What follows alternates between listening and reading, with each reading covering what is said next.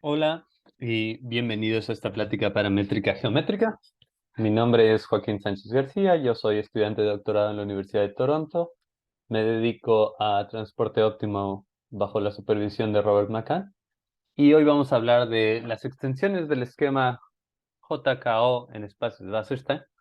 En general, la teoría del esquema de minimización de movimientos en espacios métricos es bien conocida, pero lo que hoy vamos a hacer es estudiar cuando hay una estructura extra o cuando no tenemos una estructura de espacios de Hilbert que nos permita estudiar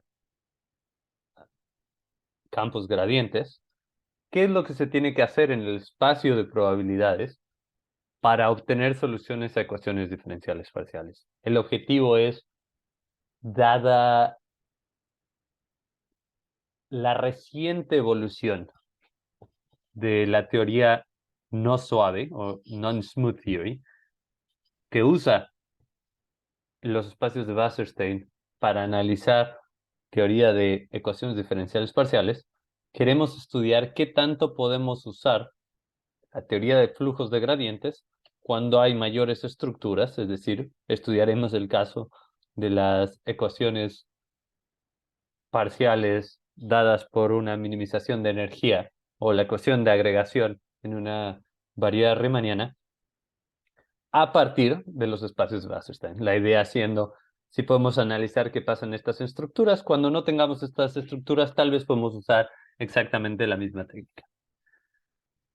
Entonces, el problema que vamos a estudiar es, vamos a tratar de llevar al límite la teoría de espacios métricos y del flujo de gradiente en espacios métricos, cuya referencia es espacios métricos y flujos de gradientes en espacios de Wasserstein, el libro de Ambrosio Gigli y Savary.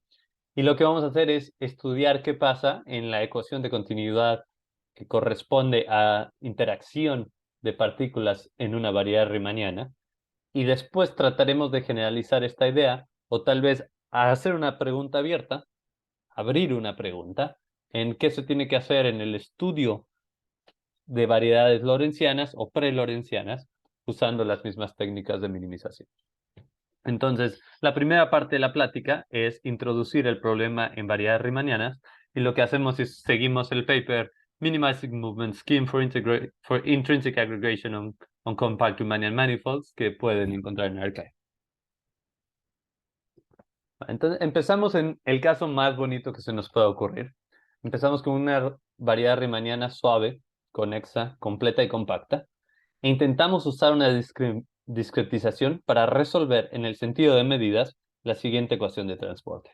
Y es, tomamos la parcial de μt, en este caso μt es una medida para cada t, t a μt es una curva en el espacio de Wasserstein, y es la parcial con respecto a t de μt más la divergencia del gradiente de la convolución de w y mt con mt, donde la convolución es simplemente el promedio de las interacciones con respecto a W, donde W es el potencial de interacción que también se puede determinar o denominar potencial de energía. Entonces, el objetivo es encontrar las cotas de tiempo, es decir, si es cierto que las mismas técnicas nos dan soluciones para tiempo infinito, ¿no? Y demostrar existencia en el sentido de medidas para la ecuación de transporte cuando el potencial está dado como una función continua y dos veces diferenciable de la distancia de x a y al cuadrado.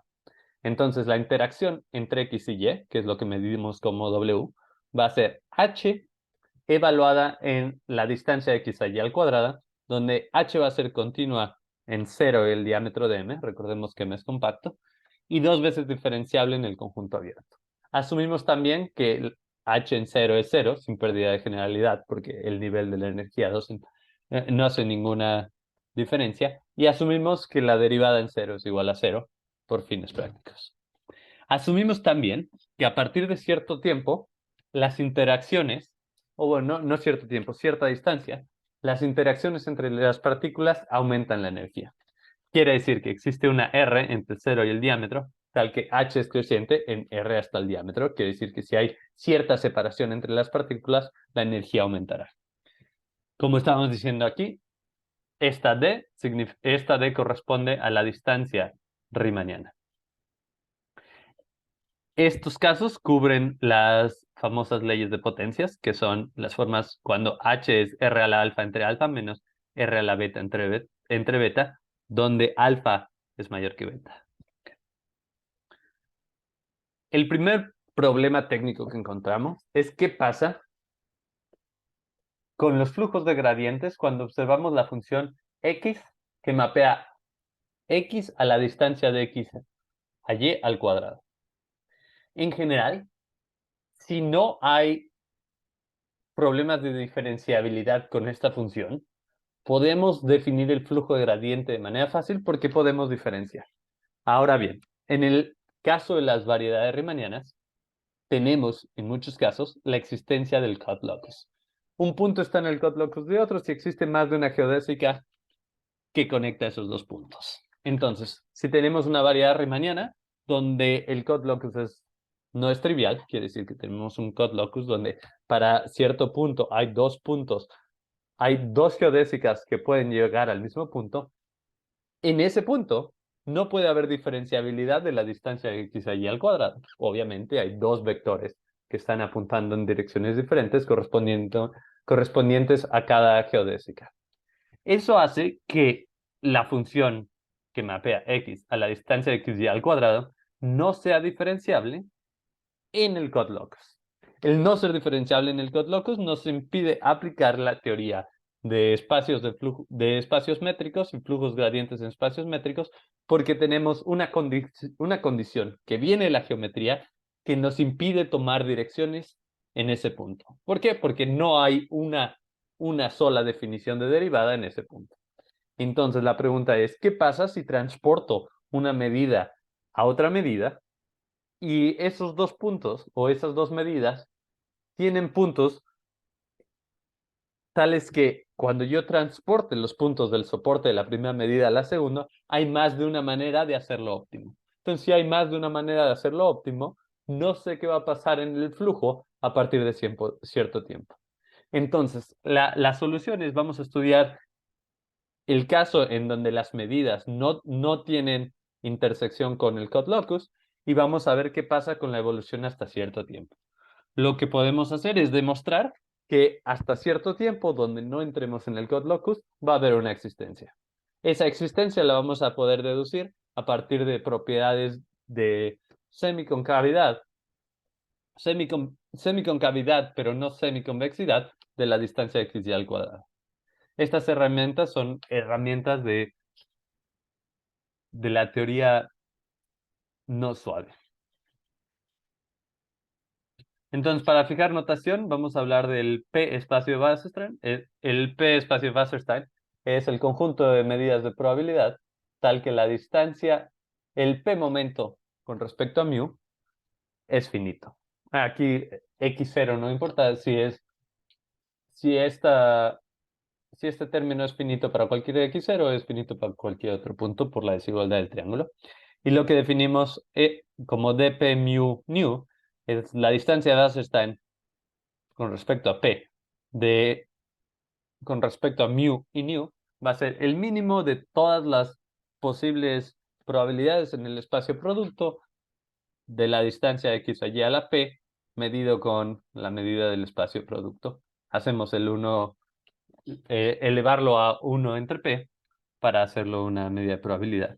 Yo asumo que todos aquí saben que es la distancia de Wasserstein y podemos empezar un poco más rápido. El primer teorema es justo lo que decíamos hace un momento. Si lo que hacemos es empezar alrededor de un punto, lejos del cut locus, la evolución de minimización de gradientes nos tiene que dar una solución a la ecuación de continuidad para nuestra energía respecto al potencial W, al menos para un pequeño tiempo. Aquí el tiempo que vamos a encontrar es 0 es menor que t, menor que delta menos r entre L, donde r es el punto a partir del cual la distancia es, la energía es siempre creciente, es un punto en términos de distancia en, tal, tal que a partir de R todas las energías son crecientes y estamos dividiendo entre L y L es la constante de Lipschitz, que asumimos para h. Como h es una función dos veces diferenciable en un conjunto compacto, esta L existe.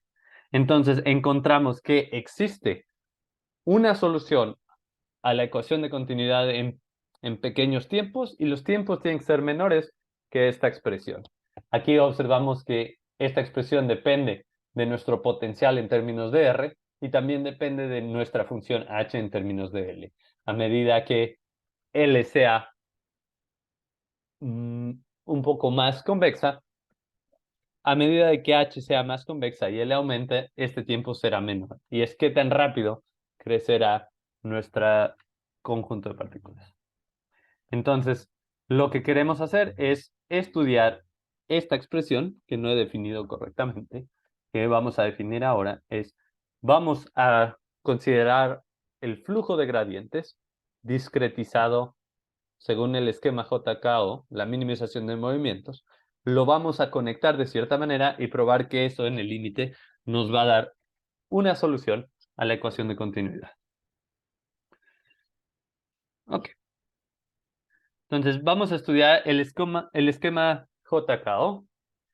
El esquema JKO empieza en cierta medida, que va a ser nuestra medida inicial μ0, y para un cierto paso, tau, vamos a definir el esquema de minimización de movimiento AW como cualquier colección de medidas que satisfaga esta minimización. Quiere decir que la siguiente medida va a minimizar un medio de la energía calculada respecto a nuestro potencial W, más 1 entre 2 tau, la distancia de Wasserstein respecto a la anterior, contra nuestra nueva probabilidad. Observen que la minimización se hace en términos de la probabilidad nu, las probabilidades se hacen en el espacio de Wasserstein, y el primer término es el término de energía, que no tiene tau. Y lo que queremos hacer es definir esta sucesión para toda tau, y luego tomar el límite cuando tau tiende a cero, y a analizar si el límite cuando tau tiende a cero es una solución de la ecuación de continuidad. Claramente, la definición del esquema JKO está motivada por el descenso de gradiente. El descenso gradiente en el espacio de probabilidades es el esquema JKO, que también se llama esquema de minimización del movimiento. Entonces queremos minimizar nuestra energía, pero también queremos minimizar respecto a la distancia de Wasserstein de la probabilidad anterior. Entonces es una especie de juego en donde minimizo la energía, pero también forzo continuidad. Empiezo en μ0, agarro en μ1 y no me alejo tanto de μ1 respecto a tau y vuelvo a intentar minimizar W. Entonces repito este proceso para distintas taus y espero que en el límite, cuando tau tiende a 0, obtenga una solución de la ecuación de continuidad. Entonces, notemos que si yo hago nada más esta minimización, esto es un conjunto discreto. Para cada k tengo una probabilidad μk más 1 tau. Entonces, para generar una curva tendré que conectarlas de cierta manera.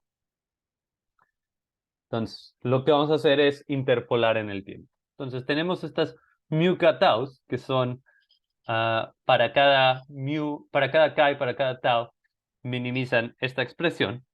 Y lo que vamos a hacer es conectarlas de cierta manera. La primera manera que podemos hacer es hacerlas constantes por piezas.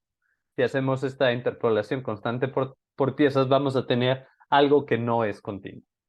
Claro, porque tiene saltos. Igual será continuo casi donde quiera, pero queremos algo que sea bastante más continuo para intentar tomar el límite uniforme y hacer Arcellas-Coll. Entonces la idea es generalizar las rectas que conocemos en el espacio Rn, pero en términos de variedades riemannianas. Y para generalizar las rectas, lo que tenemos que hacer es tomar μk, transportarla a μk más 1 de manera D2 óptima, donde D2 es la distancia al cuadrado, donde la distancia al cuadrado es la de la variedad riemanniana. Y ya que hacemos ese transporte, hacer la interpolación en tiempo de manera que el transporte es óptimo. Tal vez ustedes están familiarizados con el teorema de Macan en Rn o o en variedades, que dice que la manera de transportar óptimamente en tiempo es primero hacer la interpolación y después empujar las medidas, no hacer la interpolación lineal entre medidas. Entonces, motivados por el teorema de Macan o motivados por la generalización del desplazamiento en tiempo de medidas, definimos la interpolación geodésica como μt va a ser la exponencial, y esta exponencial es la exponencial en la variedad riemanniana, que es la única evolución a lo largo de una geodésica determinada por cierta velocidad, es la exponencial de la interpolación en tiempo del gradiente de phi k más 1, donde phi k más 1 es el potencial de Kantorovich, cuyo negativo del gradiente empuja mk a mk más 1. De esta manera, cuando t es el siguiente valor en este intervalo, lo que obtenemos es mk más 1 a nivel tau, y lo que hacemos es continuamente interpolamos los mapas de transporte. Entonces, interpolamos continuamente los mapas de transporte y después empujamos las medidas. No hacemos de manera la otra manera sería interpolar de manera constante las medidas o de manera lineal las medidas, pero es mejor, y vamos a explicar por qué en términos de la solución del problema, es mejor interpolar primero los mapas de transporte y luego empujar con las medidas. Para empujar, cuando estoy diciendo empujar, me refiero a este término que es la push forward measure. Intuitivamente, esta expresión son las líneas rectas en el espacio de Butterstaff. Entonces, la idea que tenemos que generar en nuestras mentes es la discretización es un problema de optimización que está bien definido. Hacemos esa discretización, es un problema que está bien definido, y luego consideramos las curvas más rectas en el espacio de Wasserstein, y las curvas más rectas en el espacio de Wasserstein serán uniformemente continuas, serán uniformemente equicontinuas, y por teorema de Arcellas-Colli podemos obtener una curva límite. En ese sentido, esta teoría replica lo que se hace en los flujos de gradientes en espacios métricos.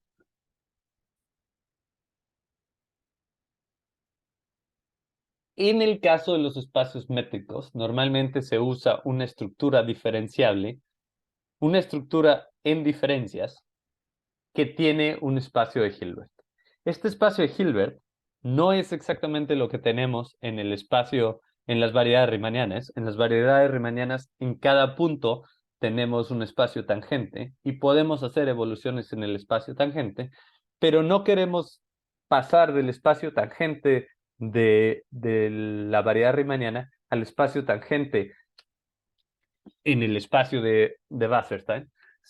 Lo que queremos hacer es justo lo anterior, es generar curvas en el espacio de Wasserstein y tomar límites de las curvas en el espacio de Wasserstein. La idea es que estas curvas se podrán definir en espacios más generales. Aquí esta curva requiere, dado el uso de Nabla, requiere el uso de la conexión de Levi-Civita del espacio. Sin embargo, queremos obtener una teoría donde podamos generalizar esta idea, y esta idea lo único que requiere en realidad es generar con el problema de minimización presentado aquí una sucesión de curvas uniformemente acotada y uniformemente equicontinua. Después aplicar Arcellas-Colli y veremos si Arcellas-Colli da o no la solución de la ecuación de transporte. Ahora, aquí viene la restricción. ¿Por qué el detalle técnico de antes era importante? Porque si las medidas de los conjuntos, las medidas tienen soportes que intersectan el cut locus, es decir, si tengo μk aquí, μk más 1 aquí, y hay puntos en el soporte de μk más 1 que están en el cut locus de μk, no va a haber una dirección de transporte que me permita hacer esto. Entonces no tengo bien definida mi interpolación geodésica.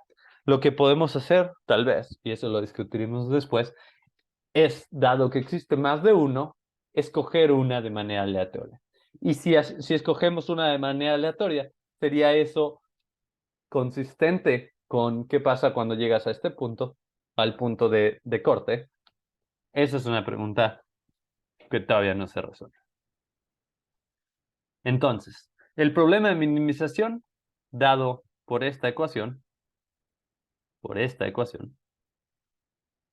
tiene un criterio de optimalidad. El criterio de optimalidad, como ustedes saben, el criterio de optimalidad en R es eh, un óptimo de una función diferenciable y se obtiene cuando los puntos hacen que la derivada se anule. En términos de Wasserstein, esto quiere decir que la primera variación del funcional tendrá que ser mayor o igual que una constante para todo x y tendrá que ser igual que la constante en todo x en el soporte del minimizador. Entonces aquí lo que tenemos es el,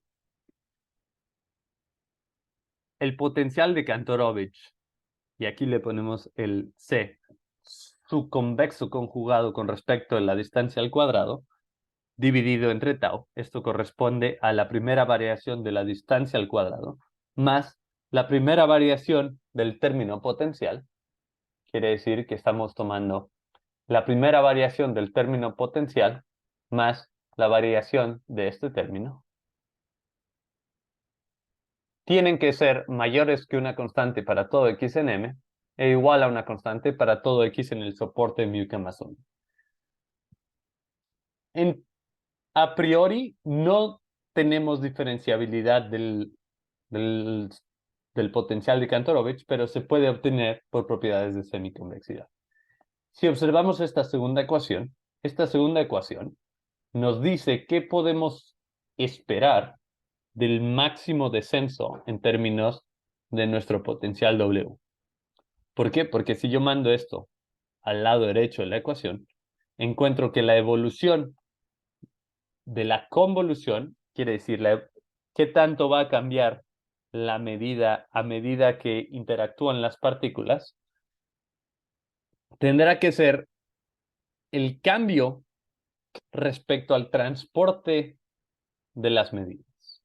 Entonces, la segunda igualdad nos dará cómo se tienen que manejar las partículas o la dinámica de las partículas a partir del potencial. Esto quiere decir, y tal vez en palabras más sencillas, es cuando ponemos la minimización de la energía y la asociamos con la minimización del problema de Wasserstein, lo que hacemos es interconectamos el problema para minimizar W, pero manteniendo continuidad con respecto a D2. Eso mismo lo podemos ver en esta ecuación, porque si mandamos esto hacia la derecha y diferenciamos ambos lados, vamos a ver que el descenso que aparece en la ecuación de continuidad, voy a regresar aquí un poco, observen que en la ecuación de continuidad aquí aparece el gradiente de W convolución con MT, ese estará dictado por el transporte entre μk más 1 y μk. Este término tau aquí nos dará la velocidad en la que podemos hacer esta minimización con respecto a tau. En ese sentido, observamos la velocidad finita de propagación. Quiere decir que si tenemos que nuestras medidas nuestra medida al tiempo, o bueno, nuestra késima medida a nivel tau está en una cierta vecindad, lo que podemos obtener de nuestra ecuación anterior es que no podemos crecer mucho más que tau veces L, donde L es la constante de Lipschitz de H.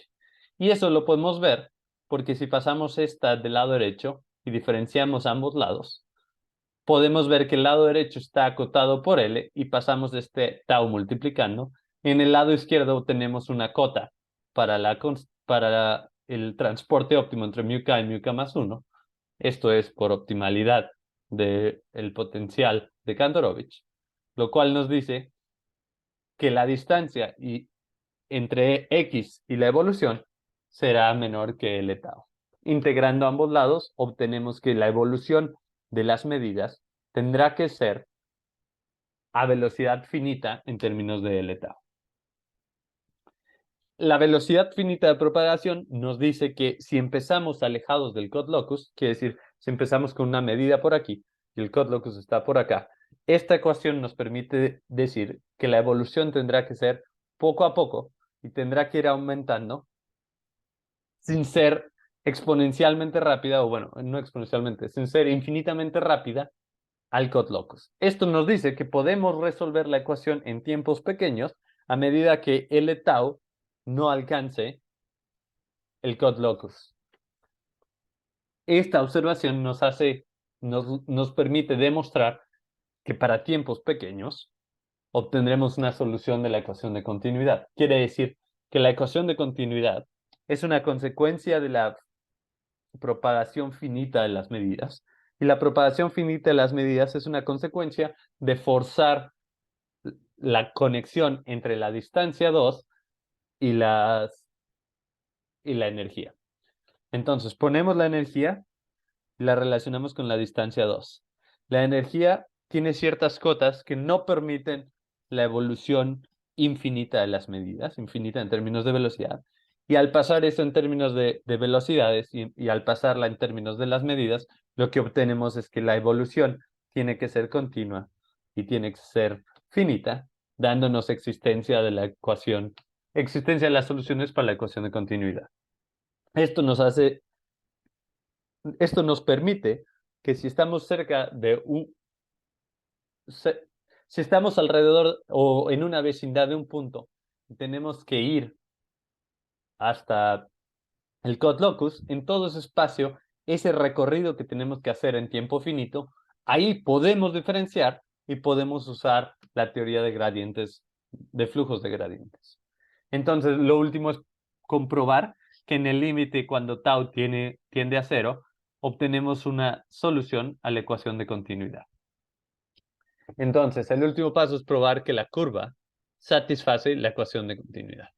Y al final, lo único que se necesita es escribir en términos de sumas de Riemann la ecuación que teníamos en términos de continuidad y observar que este término, gracias a optimalidad, se puede escribir en términos de la distancia 2 y tomar el límite en ambos lados. Cuando se toma el límite distribucional en ambos lados, se obtiene la ecuación de continuidad en el sentido de integración con respecto a las funciones continuas y acotadas, que es la definición de las medidas, de la solución de medidas, de la solución en términos de medidas de la ecuación de continuidad. Entonces, lo único que necesitamos es hacer aparecer este término en la evolución de nuestras medidas, que viene directamente de la condición de optimalidad con respecto al transporte de 2, para lo cual existencia y equicontinuidad uniforme usan la propagación finita. También es por eso que en este teorema, donde se encuentra el tiempo, este tiempo dependerá de la ecuación de Lipschitz, la constante de Lipschitz para h, porque es justo la que tendremos que resolver en el lado derecho.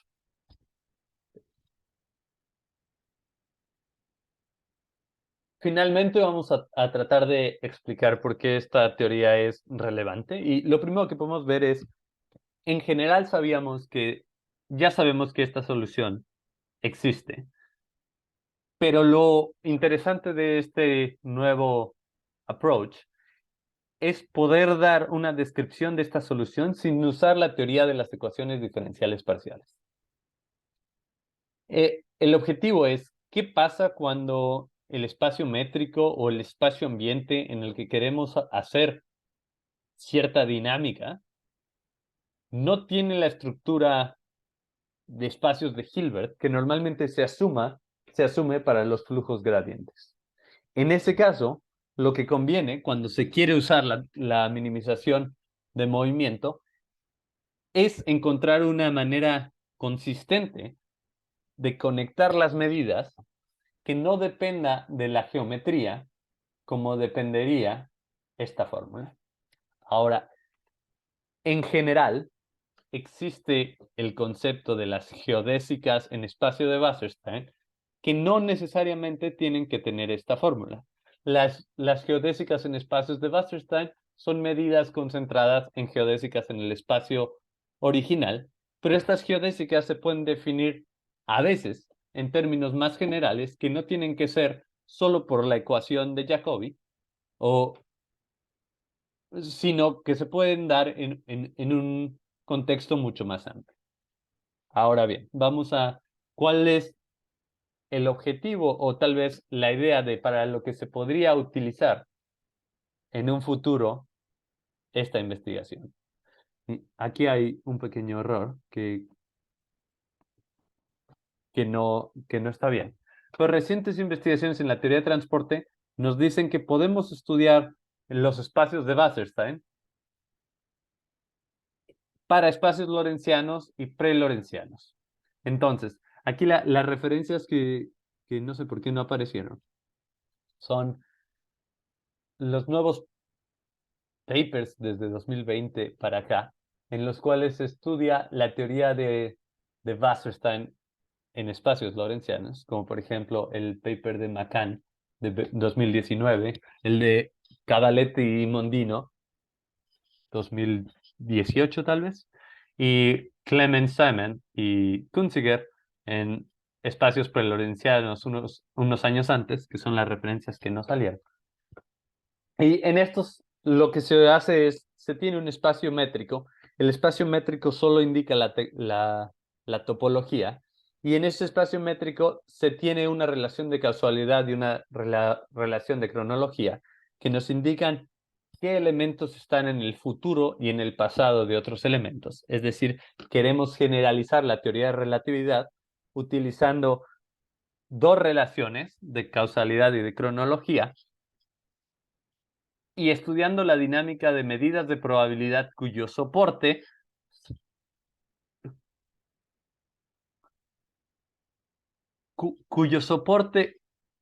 mantiene ya sea la cronología o la causalidad. Quiere decir, queremos estudiar espacios de Wasserstein restringidos a que si estamos considerando tiempos futuros, es decir, una medida en un espacio futuro, la manera de escribir espacio futuro en términos de medidas, es decir, que el soporte de cualquier configuración en el espacio producto entre las medidas esté contenido en los futuros. Es decir, si tenemos una función de separación o una función de separación de tiempo L que nos indica en M cruz M si dos puntos están o no en el futuro de otro, lo que queremos hacer es estudiar el espacio de Wasserstein asociado a Q como el supremo sobre todas las configuraciones en el espacio producto que tienen marginales mu y nu, que maximizan el tiempo propio. Entonces, la nueva condición que se agrega es que el conjunto de medidas positivas tendrá que tener soporte, las configuraciones en el producto tendrán que tener soporte asociado a la causalidad o cronología del espacio. En ese sentido, lo que queremos es incorporar el tiempo como una dimensión más y no queremos utilizar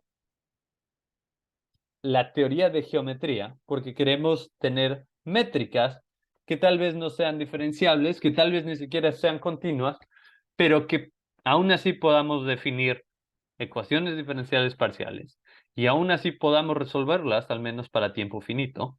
Entonces la idea es, ¿podemos o no generar minimizaciones de energía respecto a la nueva métrica de Lorentz, que es la métrica de Lorentz-Weierstrass, de Lorentz-Wasserstein, en estos espacios lorentzianos y pre-lorentzianos?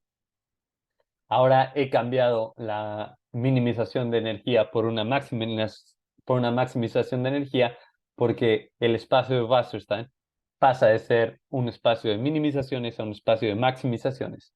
Y la pregunta es si es posible resolver el problema de la no elipticidad de operadores intrínsecos a través de esta teoría. ¿Y a esto a qué me refiero? En espacios, en variedades riemannianas, el operador del Class-Beltrami es un operador elíptico.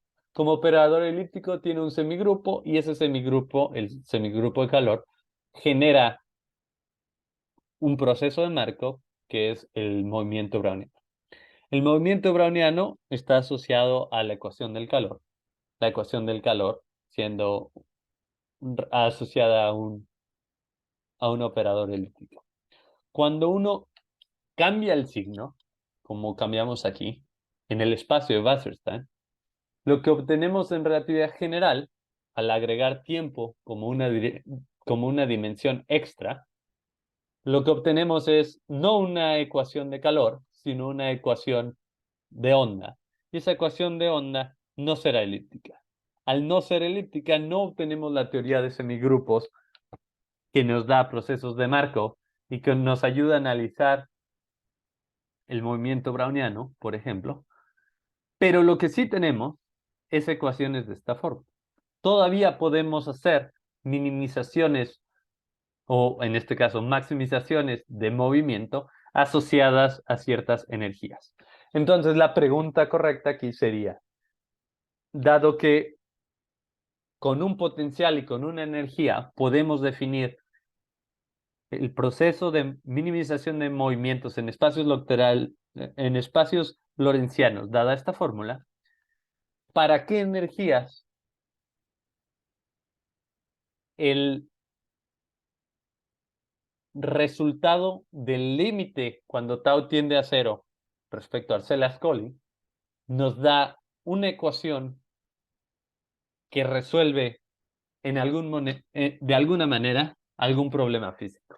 Es decir, ¿cuáles son las energías y los potenciales correctos para los cuales aplicar una minimización de movimientos o un esquema JKO en espacios lorentzianos o pre-lorentzianos nos dará una ecuación resultante físicamente relevante?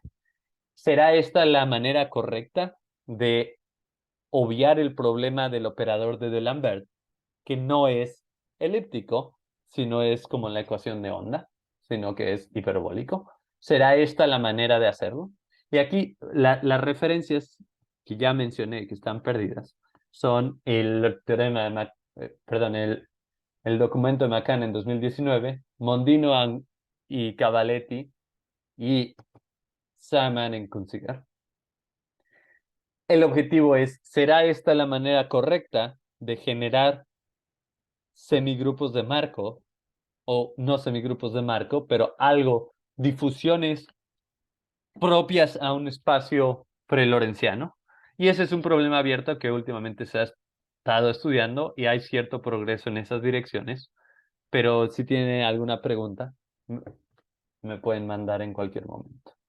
Las referencias que usamos fue el flujo de gradientes en espacios métricos y en el espacio de probabilidades de Ambrosio Gigli-Savary y el paper de Robert McCann y Cordero Uscarin y Schmuckenschlager de la interpolación la interpolación riemanniana de la desigualdad de Breskamp-Lieb a la Borel.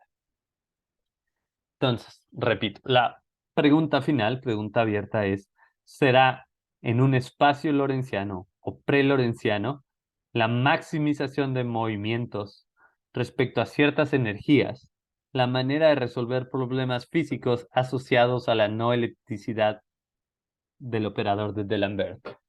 Y este es un tema que se está tratando de resolver en el momento y que la gente está estudiando últimamente. No es tan sencillo. El problema, tal vez los problemas técnicos, es que los criterios de, de optimalidad no son tan conocidos y no está tan claro qué poner aquí como energía. ¿Cuáles son las correctas energías para obtener límites físicamente relevantes? Eso es toda la plática y espero que les haya gustado y muchas gracias por su atención. si llegaron al final de este video. Hasta luego.